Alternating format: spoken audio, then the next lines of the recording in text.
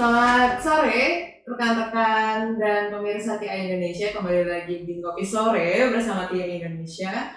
Hari ini topik pembicaraan kita sepertinya cukup berat, tapi saya nggak berani bilang berat banget ya, karena ya ini saya sangat menarik, terlebih Indonesia sebagai negara kelautan dan maritim terbesar gitu ya di dunia. Nah, kita akan ngobrolin sedikit soal tata kelola perikanan, kemudian mungkin IUF. Aku nggak mau ngomong nih IUF apa, biar nanti narasumber semua yang cerita gitu ya, biar lebih seru ceritanya. Kita akan ngobrol-ngobrol dengan narasumber kita pada sore hari ini. Ada Mas Abdi, atau nama lengkapnya Mas Muhammad Abdi Suhufan. Beliau merupakan koordinator nasional dari Destructive Fishing Watch Indonesia. Selamat sore Mas Abdi, apa kabar? Sehat? Kabar baik. Boleh nih kenalan Mas Abdi di DFW ngapain, DFW fokusnya apa, boleh banget? Ya, makasih. Jadi pertama saya ucapkan terima kasih sudah diundang untuk berbagi informasi dan ngobrol di acara hari ini.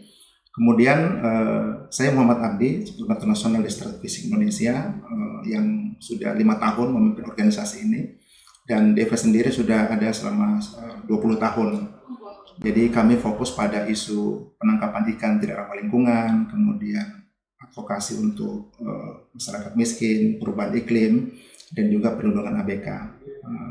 Beberapa kali kami juga melakukan studi dan riset tentang fenomena destructive fishing di beberapa lokasi di Indonesia, dan juga illegal dan unreported fishing di Laut Arafura. Jadi memang skala daripada kegiatan IUU fishing itu di Indonesia cukup besar, baik itu dilakukan oleh kapal asing pada dekade 5-6 tahun yang lalu, dan juga kegiatan yang dilakukan oleh kapal ikan Indonesia atau kapal ikan domestik, dan juga nelayan-nelayan kecil yang melakukan kegiatan destructive fishing. Itu yang menjadi fokus kami, termasuk belakangan kami juga fokus pada upaya-upaya perlindungan ABK, awak kapal migran, awak kapal perikanan, baik itu migran maupun domestik. Karena selama ini agak timpang, kita lebih mempedulikan ikan, lingkungan, dan mutu ikan, tetapi bagaimana kesejahteraan nelayan dan juga ABK yang melakukan kegiatan penangkapan ikan itu masih ketinggalan. Jadi kalau ikannya busuk atau apa kita fokus, tapi bagaimana yang nangkap ikan, bagaimana nasib mereka itu kita agak ketinggalan untuk memperhatikan itu. Oh, berarti ikan aja diurusin gimana lagi? Nah, kalau untuk tadi kan sempat ngobrol soal destructive fishing. Iya. Destructive fishingnya boleh didefinisikan nggak Mas? Apa sih itu destructive fishing itu? Ya, destructive fishing kami membatasi pada kegiatan yang merusak dengan alat tangkap, bom, dan bius. Jadi itu biasanya dilakukan pada wilayah-wilayah yang mempunyai sumber daya terumbu karang dan ikan karang. Targetnya ikan komersial yang bernilai tinggi, kakap, kerapu, dan itu dilakukan oleh nelayan-nelayan di wilayah-wilayah konservasi yang memang sumber daya terumbu karangnya masih relatif bagus di situ. Rantai pelakunya memang nelayan kecil, tapi di belakang itu ada denger doang. Iya, ada aktor yang bermain, karena itu terkait dengan ketersediaan material, bagaimana hasil tangkapan itu dijual, rantai pasarnya, dan juga rantai pelakunya. Jadi kita hanya lihat ujungnya, tapi rentetannya itu ada banyak cerita di belakangnya. Kami melakukan investigasi pada tahun 2003, kemudian tahun 2016 kami menyelidiki, menginvestigasi dari mana material itu masuk ke Indonesia. Rupanya asal muasalnya itu dari pupuk, dari pupuk cap matahari. Itu bahan baku bom ikan. Jadi di Malaysia diimpor secara ilegal di gudang peluru di Penang, daerah Penang situ, kemudian masuk melalui Sumatera, kemudian masuk ke pesisir Jawa, mulai diturunkan itu di Jawa Timur, di Sumeneb, Madura, kemudian naik ke Takabonerate, Sulawesi Selatan, Pangkep, Wakatobi, masuk ke Sulawesi Tengah, ke daerah Morowali, kemudian ke Maluku dan Maluku Utara serta Papua. Jadi itu rantainya masuk ke situ, itu pupuknya di karung, dan itu akhirnya didistribusi sampai ke tingkat nelayan. Oh wow, berarti emang itu rantai apa namanya Mas? Rantai dari perdagangannya itu gila juga ya, bahkan dari pupuk aja bisa jadi bom gitu. Iya, memang bahan bakunya pupuk. Hebat. Justru aku baru tahu banget ini. Ternyata emang kompleks banget gitu ya. Itu kan baru di satu sisi soal perdagangan bahasa ini. Ternyata tata kelola, belum ngomongin tata kelola, belum Belum. ngomongin kebijakan, belum Belum. ngomongin jenis-jenis ikan gitu ya. Nah, kompleks banget sih Mas, dari ujung ke ujung kan itu kayak buat satu rantai yang besar sekali gitu, dan itu nggak mungkin bisa kejangkau, bahkan dari pusat sampai ke daerah itu kan nggak mungkin kejangkau banget nih. Iya.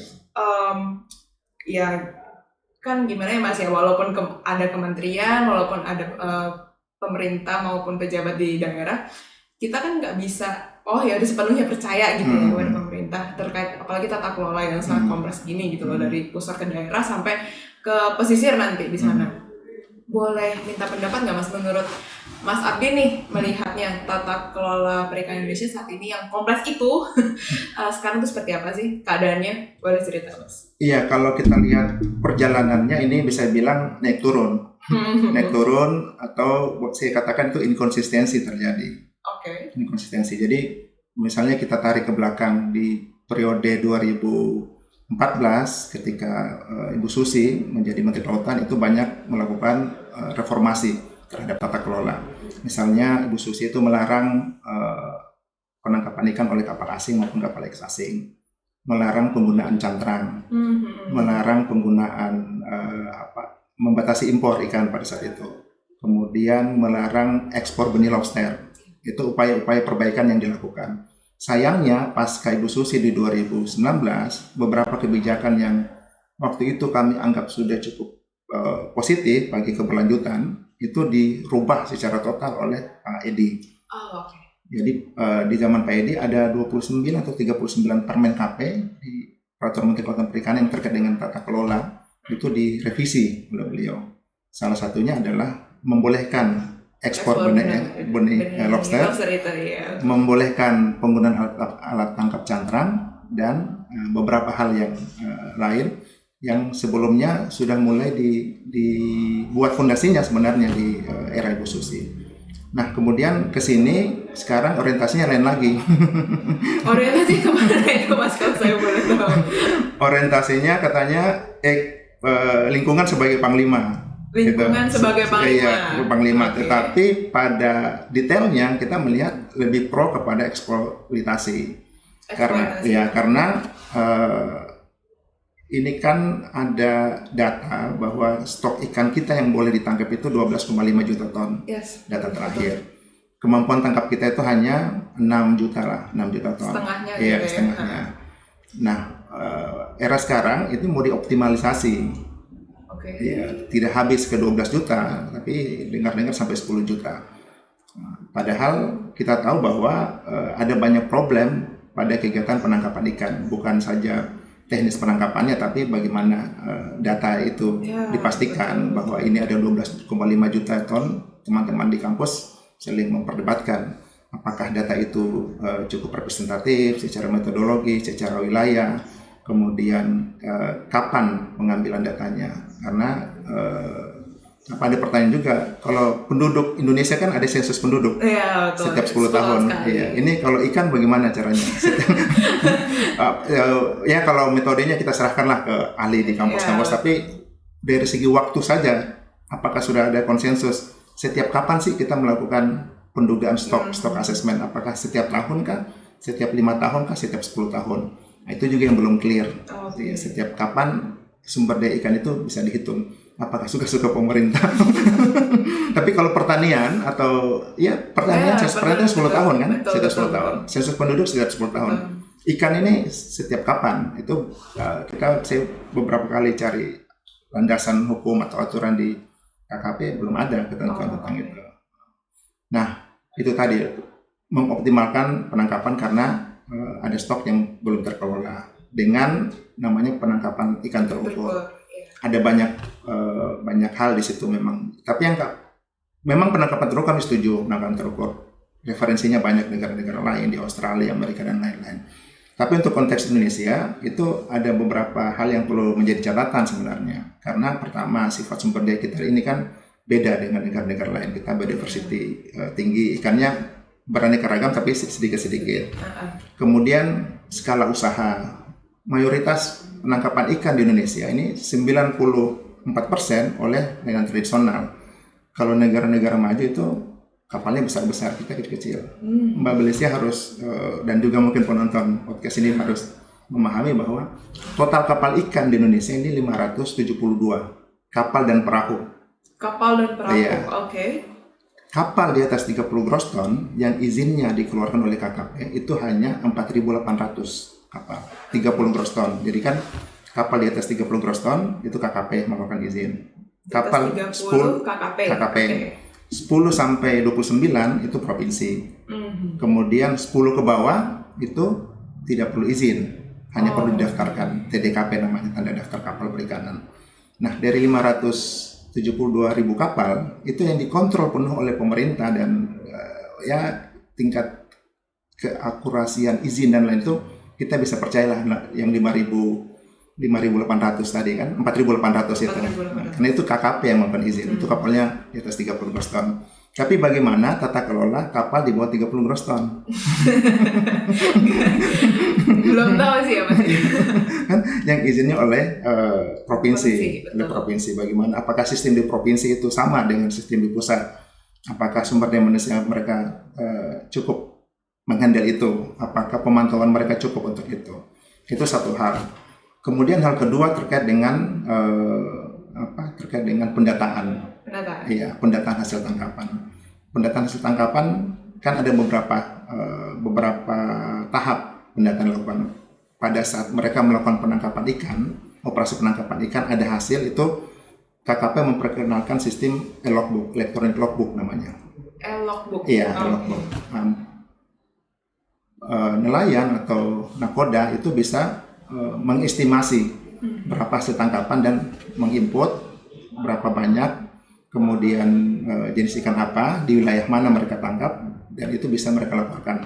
Tapi itu angka estimasi. Pada saat mereka mendarat, mereka juga bisa melaporkan hasil tangkapan pada saat landing. Oh iya. Nah, tapi proses dari penangkapan ikan dan landing itu ada beberapa celah-celah yang tadi dikenakan di mana celah. Pertama, dan ini yang kami temukan, mereka melaporkan bukan angka sesungguhnya, underreported. Underreported. Iya, misalnya dia nangkap 10 kilo, lapornya 2 kilo. Untungnya 8 kilo sih Mas, lumayan. Iya. Jadi di kapal itu ada beberapa catatan, ada catatan untuk petugas KKP, ada catatan untuk bos dia, untuk pemilik kapal. Mungkin ada juga catatan untuk petugas pajak dan lain-lain. Mungkin ada 3 buku di atas kapal. Oh iya, karena memang selalu semuanya bahkan berhubungan kepada pihak-pihak itu ya Mas, apalagi yang terkait pelaporan pajak itu kan nanti urusannya entah sama perusahaan atau sama apa Mas kalau boleh tahu? Perusahaan atau pemilik kapal. Oh iya benar. Jadi ketentuan Permenkap nomor 58 tahun 2020 itu ada namanya laporan kegiatan LKU, laporan kegiatan usaha. Itu dilaporkan setiap tahun 2 kali per semester laporkan.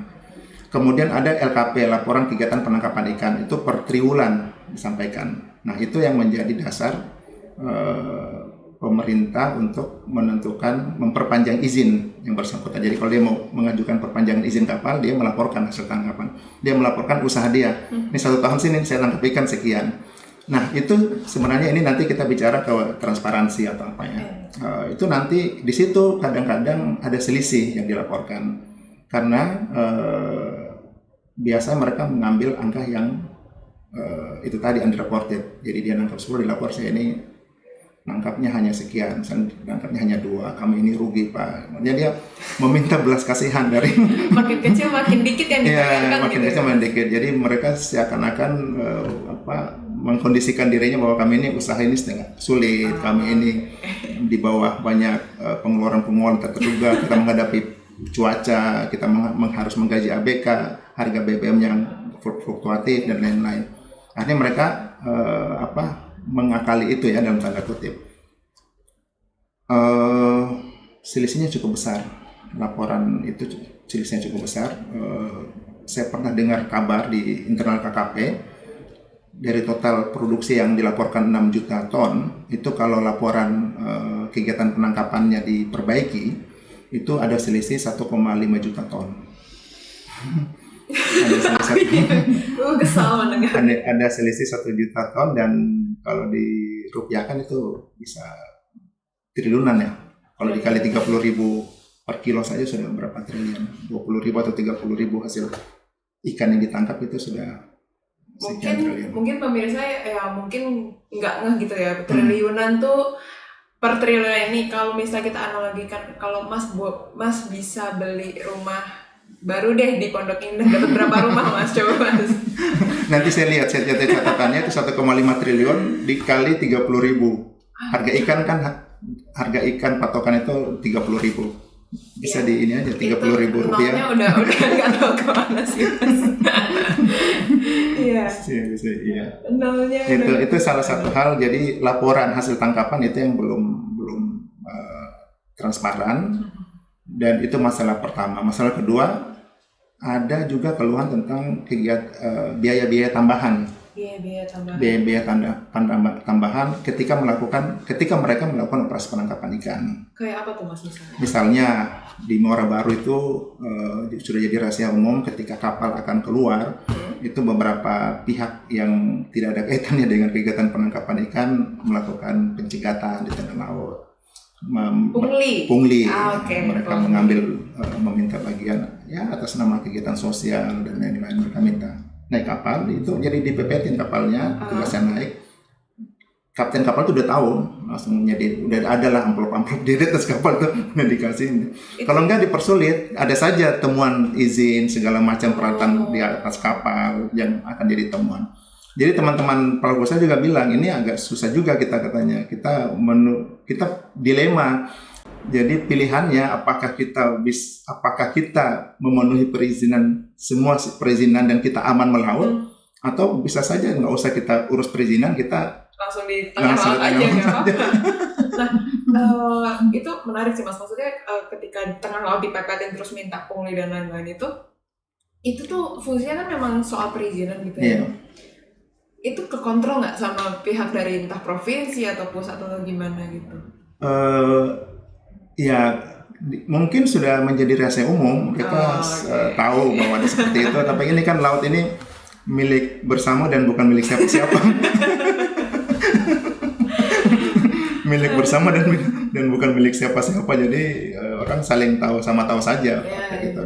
Nah begitu juga ketika mereka kembali. Sama juga. Iya, jadi udah di ini juga, dan itu ada beberapa wilayah kita melaporkan, ada di Bitung, di Muara Baru, dan di beberapa lokasi. Itu hal kedua.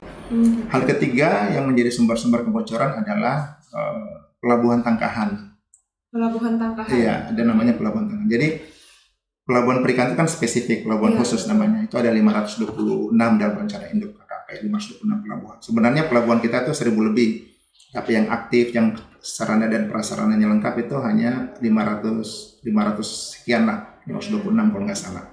Itu yang ada keputusan menteri namanya Rencana Induk Pengembangan Pelabuhan. Pengembangan Pelabuhan Perikanan. Di luar yang sudah di SK-kan oleh KKP, itu ada beberapa pelabuhan tangkahan yang dimanfaatkan oleh pelaku usaha untuk melakukan pendaratan ikan. Misalnya ada pelabuhan umum, itu pelabuhannya perhubungan, itu kapal-kapal perikanan masuk juga ke situ. Ada juga fasilitas punya aparat, misalnya TNI Angkatan Laut. Ada pelabuhan-pelabuhan mereka dengan alasan apa begitu, pelayanan, keamanan dan lain, itu juga dibuka untuk kapal-kapal ikan mendarat ke situ. Ada juga pelabuhan milik swasta, milik perusahaan-perusahaan, dengan alasan kalau kita bongkar di sana waktunya lama, antrinya lama, lebih baik kita menjadikan sendiri. Ini dekat dengan unit pengolahan kita, efisiensi alasannya. Tetapi ada dampak dari beroperasinya pelabuhan tangkahan. Pertama, data kan tidak terlapor. Data lagi. Karena tidak terlapor kan, ketika dia bongkar di sana itu tidak terlapor. Kemudian masalah izin. Nah, kapal-kapal yang masuk ke misalnya ke pelabuhan-pelabuhan milik aparat, itu kadang-kadang inilah yang tidak memiliki izin resmi. Jadi mereka istilahnya di backup oleh itu. Mereka dikasih kode tertentu di atas kapal, itu sudah aman beroperasi.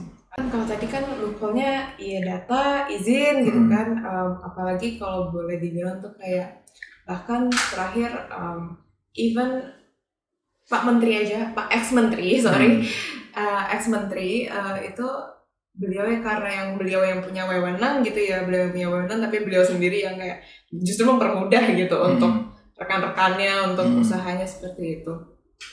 Kalau Mas Abdi sendiri menilai sebenarnya kebijakan yang ideal itu seperti apa sih?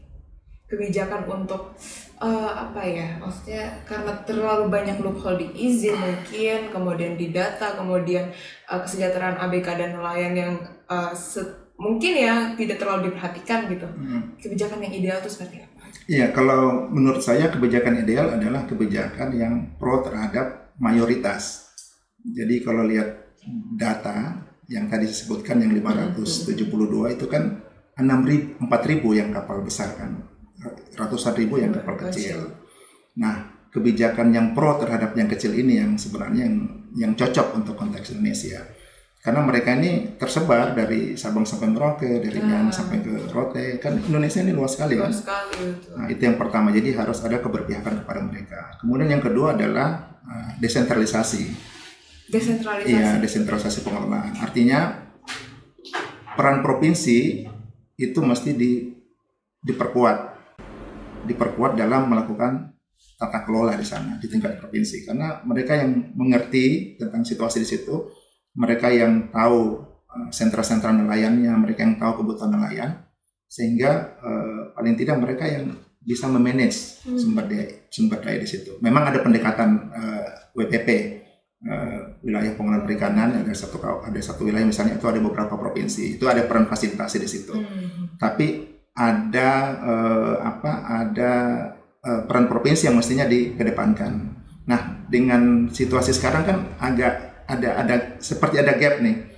Kita jarang mendengar provinsi bicara tentang bagaimana mereka membuat rencana pengelolaan tentang perikanan, bagaimana mereka melakukan konservasi terhadap wilayah-wilayah yang kritis, bagaimana melakukan mereka semua seperti monopoli Jakarta.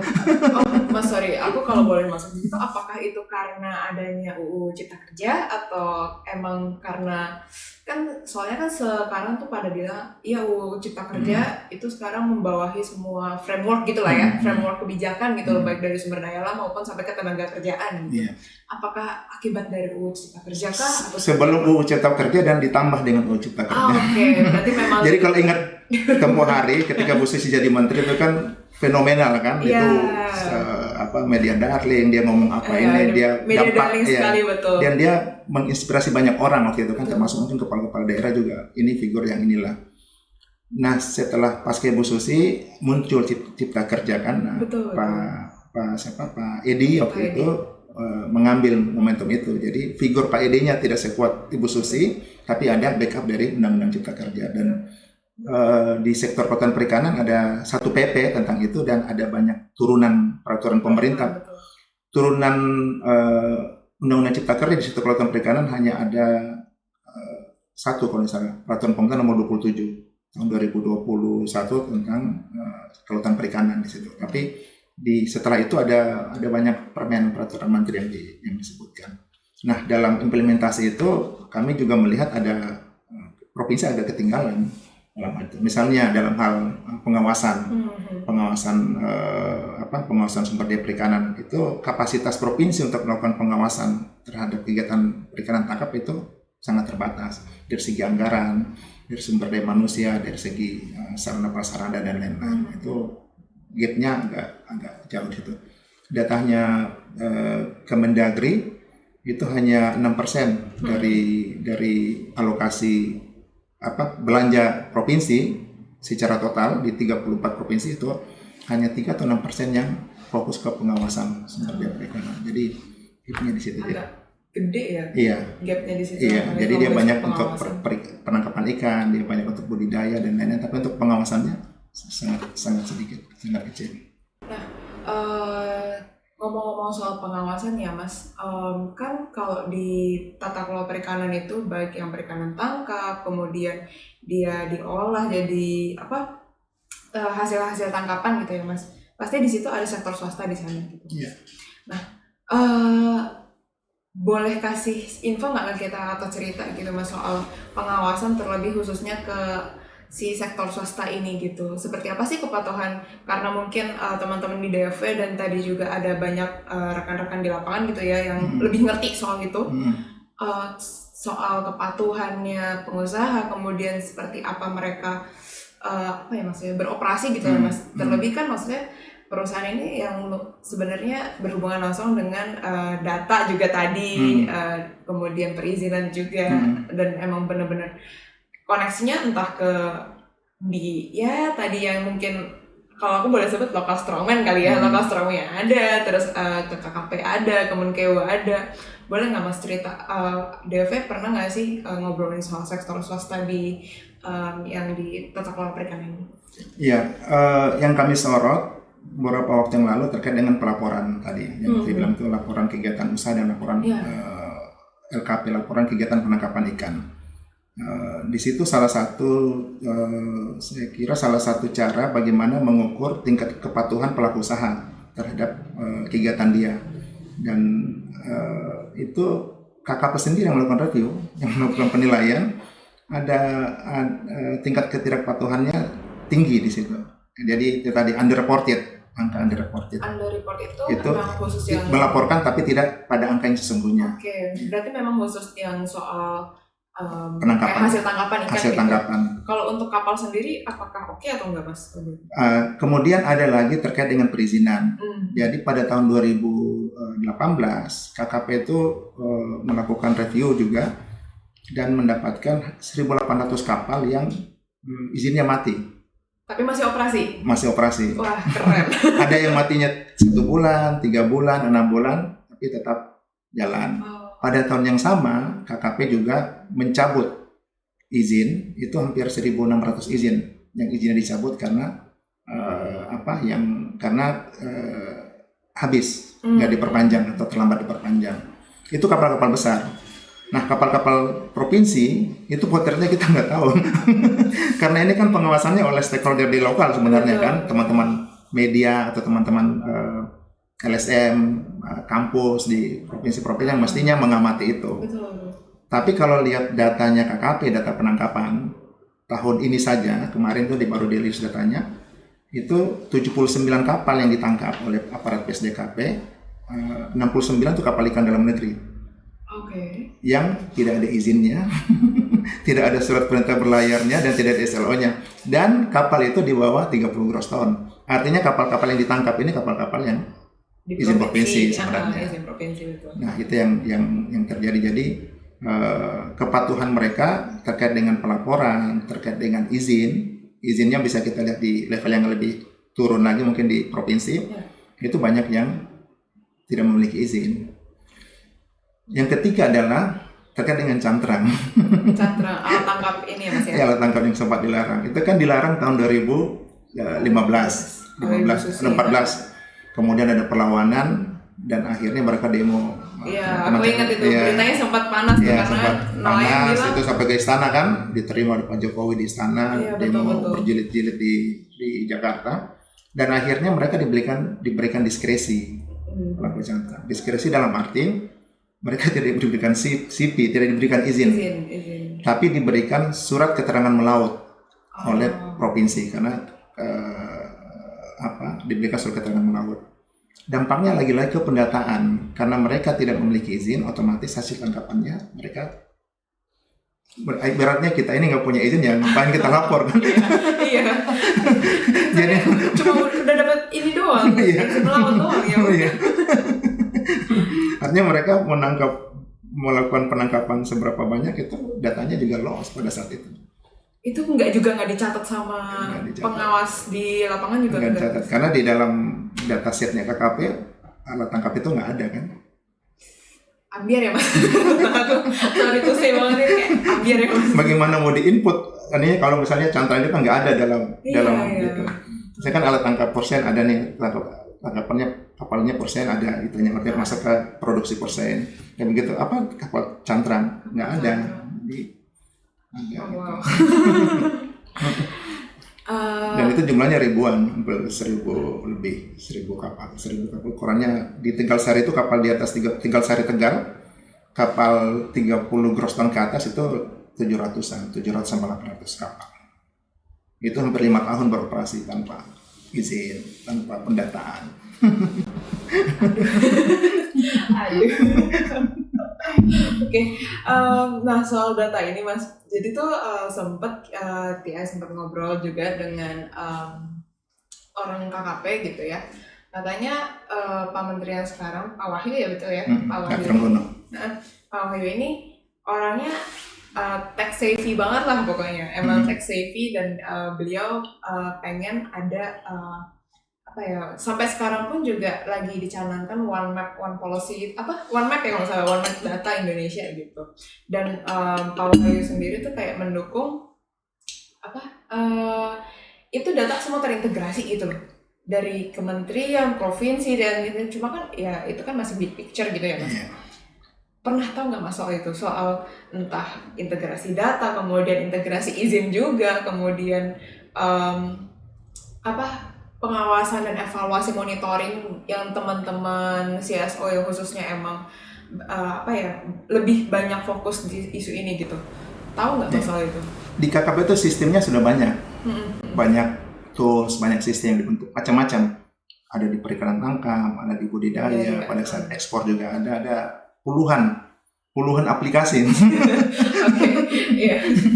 Cuma problemnya aplikasi itu kan mesti ada orang kan yang mengerjakan. Betul. Mesti ada input SDM, mesti ada orang di lapangan yang melakukan pendataan. Karena itu tadi kalau 6.000 kapal itu di 4.000 kapal itu relatif mudah dikontrol di KKP.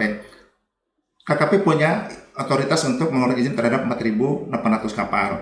KKP itu menguasai 24 pelabuhan perikanan yang kelasnya itu Samudra, kemudian pelabuhan perikanan Nusantara, ada 2 pelabuhan yang mereka kuasai. Itu 24. Jadi kalau kapal-kapal ini masuk ke situ, dan ini kan mayoritas kalau kapal-kapal besar masuk ke situ kan, UPT-UPT-nya KKP. Itu mudah. Tapi itu tadi saya bilang, bagaimana kapal-kapal yang dibuat 30 gross ton? Apakah KKP bisa anggaran KKP cukup untuk misalnya menyediakan tenaga enumerator melakukan pendataan terhadap itu tadi kegiatan penangkapan ikan. Apakah duitnya tersedia? Kalau tersedia, apakah di-manage oleh KKP atau mereka bisa serahkan ke provinsi atau kabupaten untuk membantu mereka melakukan? Kan nggak mungkin orang Jakarta melakukan pendataan di Papua, di Merauke, di Rote, daerah-daerah yang itu terbang saja sudah jutaan kan. Walaupun sekarang ada sistem kan, tapi tetap saja itu jarak antar sentra perikanan di lokasi-lokasi itu jauh. Berapa kilo, orang butuh transportasi, kan butuh motor, kadang-kadang nggak ada sinyal, bagaimana? Jadi memang secara ininya, ada di KKP itu ada namanya SIMKADA, jadi mengintegrasikan data yang dari provinsi ke pusat, sistem informasi kapal daerah namanya. Di kapal pusat itu namanya SILAT dalam sistem perizinan. Tapi kami meragukan, yang data SIMKADA itu kami meragukan bahwa itu semua kapal yang di bawah 30 gross ton itu masuk ke situ. Belum lagi kita bicara kapal di bawah 10 gross ton yang tidak ada surat-suratnya, hanya cukup pemberitahuan kepada pemerintah. Nelayan diminta, sebenarnya itu keberpihakan, jadi nggak perlu ada izin, nggak perlu bayar pajak, cukup mereka mendaftarkan kapal saya, dicatat. Nah, tapi proses itu juga agak sulit kan, agak sulit juga itu, karena nelayan ketika dibilang dicatat, mereka ternyata dibebani kewajiban. Misalnya diwajibkan untuk mendaratkan di tempat yang ditentukan, kemudian diwajibkan untuk melaporkan hasil tangkapan. Hal-hal itu yang belum terbiasa oleh nelayan kita. Hal lain adalah data kapal. Jadi data kapal tadi yang saya sebut 572 itu kita nggak tahu dari mana sumbernya. Tapi di presentasinya KKP, Menteri Dirjen itu selalu ada angka itu selalu disebutkan. Tapi kalau kita pertanyakan ini bagaimana datanya ini terdistribusi di mana dan kapan? Luas banget. Kapan data itu kapan diupdate? Karena kapal itu kan ada yang rusak, ada yang tenggelam. Ini pergerakan datanya seperti apa? Apakah itu ada update data per tahun kah? Atau seperti apa? Karena ini 572.000 itu kan banyak kan? Banyak banget. Apakah ini pernah ditulis ini sumber datanya dari mana dan data tahun berapa? Itu kan harus terus diupdate. Jumlah nelayan dan ABK 2,2 juta orang yang diklaim oleh KKP. Itu kemarin juga Pak Dirjen bilang ini kita juga bingung ini 22,2 juta ini apa bisa kita pertanggungjawab atau enggak? Karena kita menyoroti sertifikasi. Kemarin itu saya ketemu Pak Dirjen, saya bilang data kita di Muara Baru Jakarta itu kan ada 1.600 kapal di situ, kapal-kapal besar lah. ABK-nya 40.000. Tapi 96% dari ABK tidak punya sertifikat. Oke. Ibaratnya itu nggak punya SIM. Punya SIM lah ya. Tapi dia bisa melaut. Saya bilang, Pak ini bagaimana Pak Dirjen? Ini kan kita sudah meratifikasi beberapa hal tentang konvensi nasional. Kita juga ketika melakukan ekspor ini juga dipertanyakan kan ini bagaimana? Sekarang ada sudah menjadi perhatian internasional tentang standar tenaga kerja, tentang HAM, tentang social responsibility. Betul. Nah itu bagaimana kita comply dengan hal seperti itu. Sementara ABK kita nggak punya sertifikat Pak Dirjen. Belum lagi kita juga harus penuhin SDGs kan Mas? Iya SDGs, kalau kita tarik ke atas banyak hal yang ini. Tapi di dasar saja kita nggak bisa. Ini bagaimana sih? Terus apa solusinya? Saya bilang bisa nggak kita gratiskan? Karena ABK ini kan sudah punya pengalaman. Cuma memang mereka dari segi pendidikan itu mungkin tidak cukup syarat begitu. Mereka rata-rata S3 kan, SD kelas 3 kan. SD kelas 3 oke. Tapi pengalaman mereka melaut itu sudah cukup mumpuni. Ya. Sekarang kalau aturan itu kan harus punya BST namanya, Basic Safety Training. Ibaratnya mobil itu harus punya SIM. Pada prakteknya mereka nggak punya SIM. Sekarang bagaimana negara menyikapi ini? Kalau sesuai aturan dilarang orang-orang ini naik kapal. Iya benar juga. Melarang 96% naik kapal tidak jalan. Nggak jalan. Kegiatan penangkapan ikan nggak jalan kan? Bangkrut, Muara Baru itu bangkrut. Kalau ini mau dilakukan secara aturan, jadi mesti ada jalan tengah. Karena dilarang juga nggak bisa, mereka tetap jalan kan. Nah, bagaimana caranya supaya mereka ini dalam tanda kutip diberikan kemudahan untuk mendapatkan sertifikat itu? Apakah disediakan kelas gratis kepada mereka? Apakah mereka cukup nonton YouTube? Diberikan seperti kalau kita naik pesawat itu kan ada pramugari memperagakan itu bagaimana? Toh keterampilan itu hanya beberapa hal dan misalnya mereka harus bisa berenang, mereka bisa menggunakan alat pemadam kebakaran, dan mereka tentang pencemaran lingkungan. Ada 3 hal itu yang paling fundamental kan. Toh mereka sudah misalnya sebelum kapal berangkat berapa kapal dikumpul ABK-nya, diberikan pengarahan itu mungkin setengah jam, itu dianggap udah diberikan sertifikat. Daripada nanti kalau mereka ada apa-apa di kapal misalnya, kemudian ada penyelidikan, ada apa, ini kan akhirnya banyak yang siapa yang memberikan izin kepada mereka? Kenapa mereka nggak ada surat-surat? Kenapa mereka diberikan izin untuk berangkat? Itu nanti dampaknya banyak. Saya nggak tahu, mudah-mudahan Pak Dirjen bisa menerima. Ini kompleks ya, kayak saya mau narik ya, terlalu banyak yang harus saya tarik. Terus ini sih Mas, kan tadi banyak banget tuh ya ternyata black hole-nya. Cuma kalau Mas Abdi sendiri melihat sebenarnya kayak 3 atau 4 poin black hole yang emang kayaknya wah ini PR KKP, provinsi, masyarakat dan CSO yang turut mengawasi dan harus berpartisipasi itu kayak perlu banget deh. Itu di mana? Kayak 3 sampai 4 poin yang emang black hole yang wah ini PR berat banget dan emang segera harus urgent diselesaikan gitu. Yang pertama data kan? Data. Iya, perbaikan data itu paling penting. Apakah itu data tentang kapalnya sendiri, kemudian stok kita. Artinya sekarang ada data, tapi kualitas seperti apa itu harus ditingkatkan. Seperti saya bilang, kapan itu dilakukan kan? Harus bisa dipertanggungjawabkan. Iya, apakah data 5 tahun yang lalu masih relevan dengan data yang sekarang kalau kita bicara stok ikan. Kemudian yang kedua tentang peran provinsi. Mesti ada mungkin perannya sudah ada, tapi penguatan terhadap pelaksanaan peran itu seperti apa. Kemudian anggaran. Teman-teman di provinsi itu mengeluh soal anggaran. Misalnya kawasan-kawasan konservasi. Ini kan kawasan konservasi kita ada 3 nih. Kawasan konservasi yang dikelola oleh KLHK, kemudian oleh KKP sendiri, dan oleh daerah. Sekarang katanya kawasan konservasi kita sudah hampir 30 juta hektar. Yang KKP hanya kelola 4, KLHK kelola 5, sisanya daerah. Nah, tetapi di daerah kalau kita bedah struktur anggaran yang ada di dinas provinsi, itu sangat sedikit yang dialokasikan untuk mengelola kawasan-kawasan konservasi. Jadi kawasan konservasi itu kita hanya ditetapkan di atas kertas, tapi bagaimana pengelolaannya itu kita nggak tahu lagi. Karena nggak ada anggaran untuk melakukan pengawasan. Itu kan kawasan konservasi juga strategis kan. Kawasan konservasi, kalau tadi kita banyak bicara tangkap, konservasi juga penting. Nah, peran pengelolaan kawasan konservasi itu mayoritas, sebagian besar kawasan konservasi itu ada di daerah, KKLD namanya, kawasan konservasi laut daerah, itu banyak di provinsi. Kalau kita bedah struktur anggaran di provinsi, itu sangat sedikit yang teralokasi untuk mengelola kawasan konservasi. Jadi poin kedua tadi adalah peran dan anggaran yang mesti ditingkatkan untuk yang ada di provinsi. Kemudian yang ketiga adalah pengawasan terhadap kegiatan penangkapan ikan.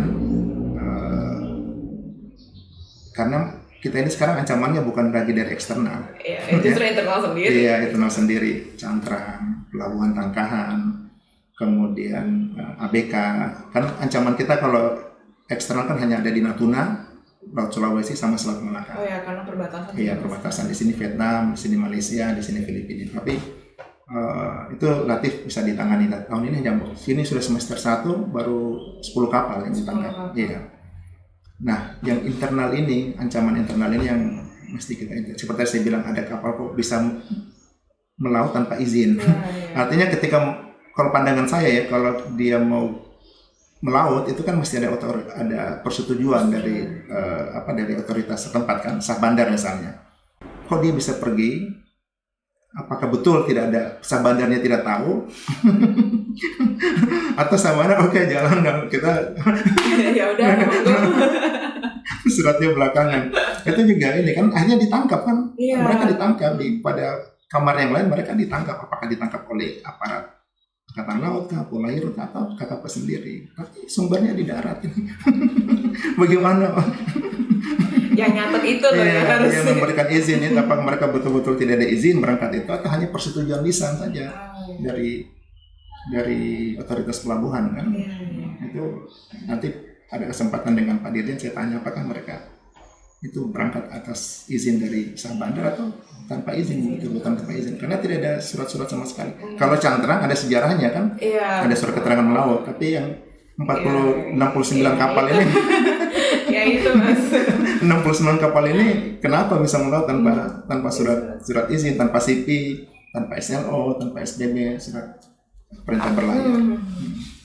Berarti tadi soal data, anggaran, dan pengawasan ya. Itu kayak emang black hole yang benar-benar urgent banget kayak diberesin. Sama terakhir itu kepatuhan pelaku usaha dalam menyampaikan LKU dan LKP. 3 pertanyaan terakhir mas. Jadi 3 pertanyaan terakhir. Nah, yang pertama itu kalau ngomongin tadi IOF kali ya mas ya. IOF kan kalau persoalan zaman dulu kan emang kapal asing nih. Kan sekarang kata mas tadi kapal internal. Gimana sih cara terbaik untuk menangani kapal-kapal internal yang bandel gitu loh, apalagi yang IOF gitu kan. Karena terakhir yang kita dengar kabar kalau nggak salah bahkan ada yang kapal itu kayak masuk ke perairan luar negeri orang punya orang gitu loh. Kalau di sini kan kalau dulu kan zamannya Ibu Susi ledakin gitu.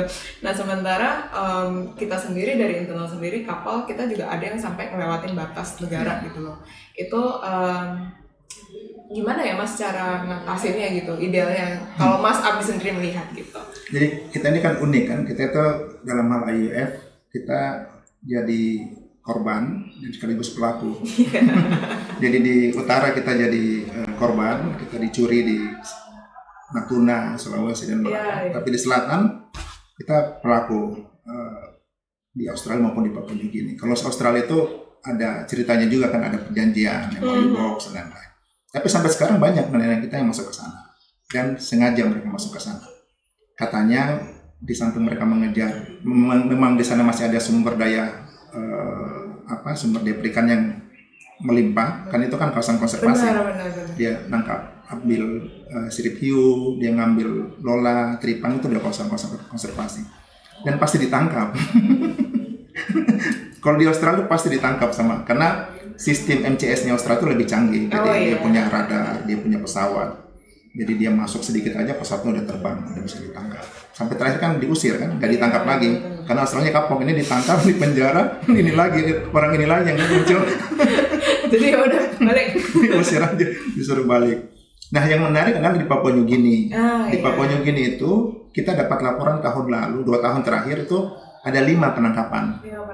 Nelayan kita ditangkap di sana. Kapal itu ukurannya di atas 10 gross ton, di bawah 30 gross ton. Mereka nyari gelembung sama tripang.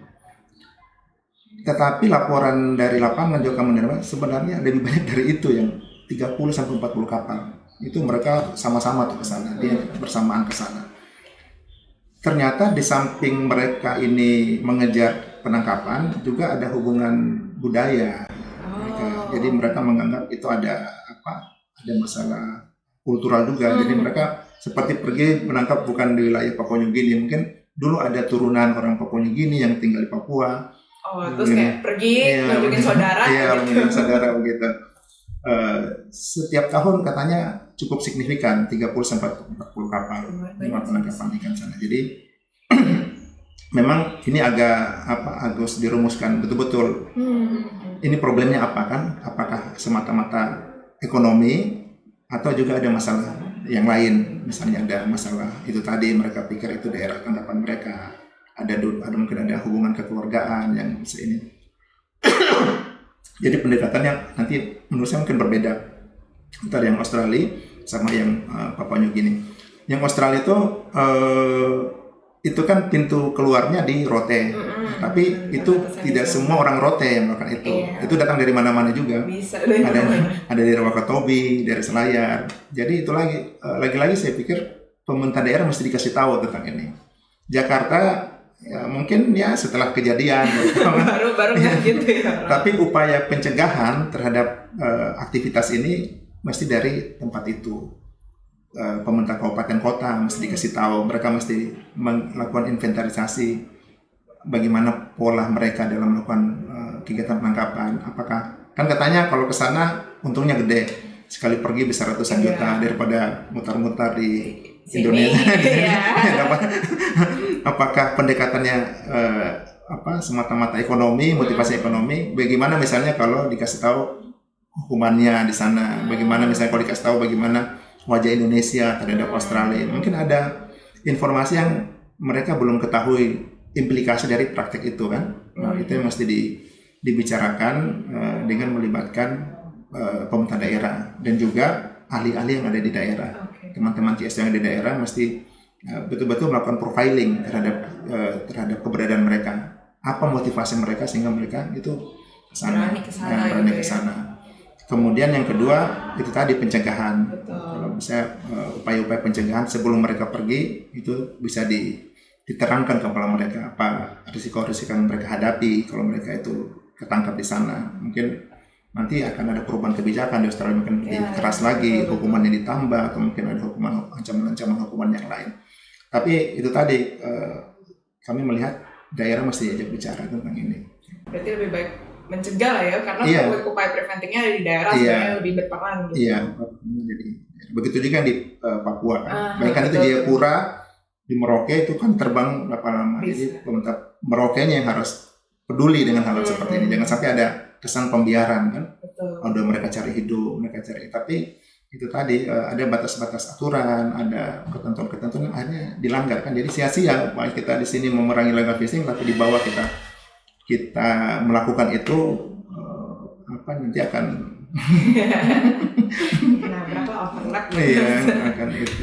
Pertanyaan kedua Mas, kalau dari skala 1 sampai 10, 1 paling buruk, 10 paling baik, bagaimana Mas Abdi melihat kinerja KKP saat ini, khususnya terkait transparansi? Gitu. Ini kalau misalnya mau diedit boleh kok Mas, nanti nggak apa-apa. Karena belum ada yang jalan ya ini. 1 sampai 10 deh Mas. Enggak, maksudnya kebijakan menteri sekarang itu belum ada yang operasional. Ini kan kita bicara penangkapan terhukum belum ada. Satupun permen atau PP tentang penangkapan terhukum belum keluar sampai sekarang.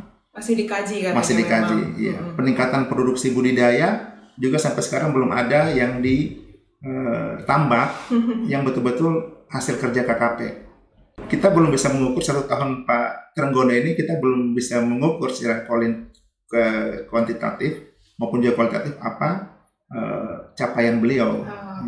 Karena 3 pilar yang disampaikan, janji yang disampaikan ke publik itu kan peningkatan PNBP, ada budidaya dan ekspor, itu masih sisa-sisa yang lama kan, dan kenaikannya belum signifikan menurut saya. Dan anggaran atau proyek yang digelontorkan itu belum memberikan dampak. 1 tahun ini kita belum bisa mengukur dampak yang kelihatan bahwa itu betul-betul kerja menteri kan, itu kerja KKP. Last but not least ya Mas.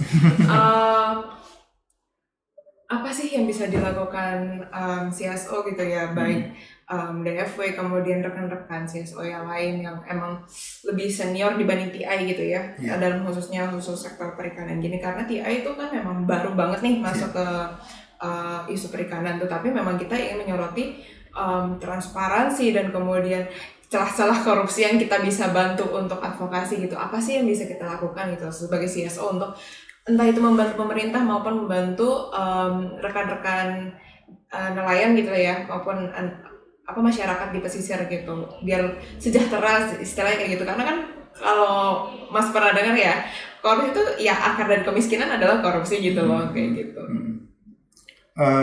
Yang pertama saya kira hal seperti ini kita mesti kembangkan, kan kita mesti sering ngobrol untuk saling tahu di mana konsen kita masing-masing, di mana kapasitas kita. Yang kedua, sharing informasi dan juga kalau bisa data, kita mesti saling terbuka. Nah, data ini secara nasional juga ada kamar-kamarnya. Jadi KKP itu punya data, NGO punya data, donor juga punya data, kampus juga punya data. Idealnya sih data ini saling, kalau bisa nggak bisa open 100%, tapi paling tidak ada semacam protokol bagaimana data itu bisa disirkulasikan. Karena misalnya teman-teman NGO ini banyak kerja, tapi kadang-kadang kita hanya memberikan sedikit kepada pemerintah, kita lebih ke donor kan. Kita banyak setor datanya ke donor. Begitu juga misalnya di KKP sendiri juga banyak sistem yang kita sudah buat, sistem yang sudah dibuat oleh KKP, tetapi mereka juga antar kamar itu nggak saling ngobrol. Antar kamar unit kerja itu mereka hanya di kamarnya saja, misalnya di kamar sini kita ngobrol di kamar, kita nggak tahu kegiatan di kamar seperti apa. Jadi pintu-pintu kamar itu mesti dibuka. Jadi sering ada forum diskusi kita, misalnya tadi disebutin di Koral, kita ada pertemuan setiap berapa lama itu pimpinan Koralnya ketemu untuk mengupdate dan merumuskan apa konsen Koral dalam periode tersebut. Jadi konsep kebijakan Koral kita sampaikan kepada KKP dan juga kepada publik melalui media. Nah, kemudian yang kedua tadi data, mungkin perlu ada semacam protokol data itu seperti apa, disirkulasi atau didistribusikan supaya ada manfaat, ada benefit bagi stakeholder terhadap hasil-hasil kerja dari pihak-pihak lain. Yang ketiga saya kira agenda reformasinya nih mesti kita. Berarti dari pusat kali. Iya, agenda akhirnya ini kan banyak sekali kan isu kelautan itu. Betul. Kompleks banget Mas. Iya, kompleks banget. Jadi kita mesti memilah dan membuat ranking mana isu yang menjadi concern. Misalnya kalau teman-teman transparansi akhirnya masuk, berarti kan core-nya kelihatan kan, mendorong transparansi dan misalnya korupsi. Jadi ke depan isu ini kita bisa bicarakan secara intensif dengan teman-teman transparansi. Artinya yang lain kita mundur, dan ini ada misalnya transparansi yang punya kompeten di situ, punya jejaring, punya metodologi yang lebih baik, sehingga mungkin untuk isu itu kita mesti dengarkan atau belajar sama-sama dengan transparansi. Tapi untuk isu yang lain, misalnya ada IOG, ada Kiara, ada yang lain-lain, itu masing-masing punya core dan ininya masing-masing kerja.